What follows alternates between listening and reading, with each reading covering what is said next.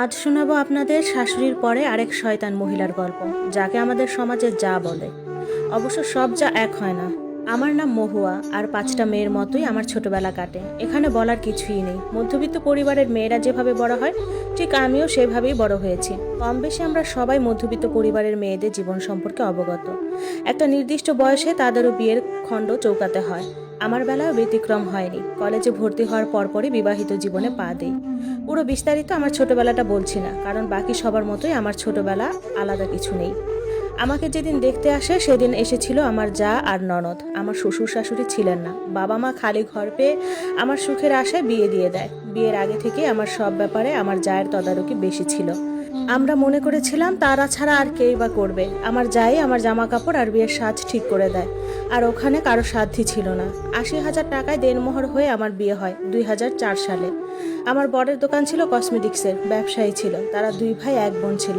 আমার বরের বড় ভাই ছিল আর তার ছোট বোন, সে বিবাহিত ছিল। শ্বশুর শাশুড়ি মারা যায় আমার বিয়ের 1 বছর আগে, শাশুড়ি আর বিয়ের 5 মাস আগে শ্বশুর।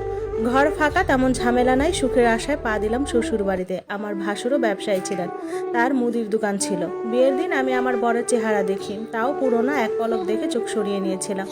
আমার বাবা মা তাদের সাধ্যমতো আমাকে ঘর সাজিয়ে দেয়, আর আমার বরের আমাকে একটা চেইন আর 1 জোড়া কানের দুল আর একটা আংটি দেয়। বিয়ের পর শ্বশুর বাড়িতে যাওয়ার পর খুব ক্লান্ত ছিলাম।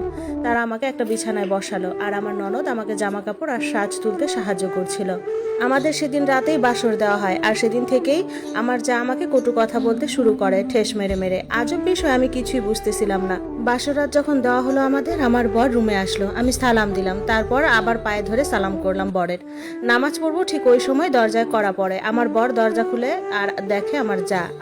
আমার বরকে বলে, তোমার রুম থেকে কাঁথা নিতে এসেছি মেহমানের জন্য। আমার দিকে একটু তাকিয়ে কাঁথা নিয়ে চলে যায়। এর প্রায় আধা ঘন্টা পর আমার রুমে দরজায় কড়া নাড়ে। সেবারের মতোই আবার আমার বর দরজা খুলে আর দেখে আমার যা। এবারও একটা অজুহাত দিল, তখন অতটা বুঝিনি। তারপর 20 মিনিট পর তার ছেলেকে নিয়ে আসে। ছেলে নাকি চাচার জন্য কান্না করতেছে। সে রাতে ছেলে আমাদের সাথে ঘুমালো, আর যা একটু পর পর এসে দরজা কড়া নাড়ছিল, বলছিল ছেলেকে দেখতে এসেছি। তারপর আর দরজা বন্ধ করিনি। রাত 1টার দিকে আমার বরকে কি কাজের জন্য ডেকে নিয়ে যায়। আমিও ক্লান্ত থাকার কারণে ঘুমিয়ে পড়ি। সে রাতে আমাদের আর কিছুই হলো না, এমনকি ঠিকমতো কথাও হলো না। পরের দিন আমার বাড়ি থেকে লোক এসেছে বউ ভাতে। তারপর আমার যা বলতেছে মিষ্টি কম এনেছে, সব আত্মীয়দের তো দেওয়াও যাবে না, অথচ আমার বাড়ি থেকে 20 কেজি মিষ্টি এনেছে, সাথে ফলমূল, পিঠা, আরো কত কি। আমার পরিবার লজ্জা বোধ করলো। আমার ননদ আমার যাকে ডাক দিল, বলল যা এনেছে কম কিসের। সে আমার ননদকে উল্টো আরো কথা শোনাই দিল। আমার বাড়ির লোকজন যাওয়ার পর রাতের দিকে আমার সামনে আমার জায়ের বাপের বাড়ির লোকদের প্রায় অর্ধেক জিনিস দিয়ে দিয়েছে। আমার মাথায় তখনও ঢুকছিল না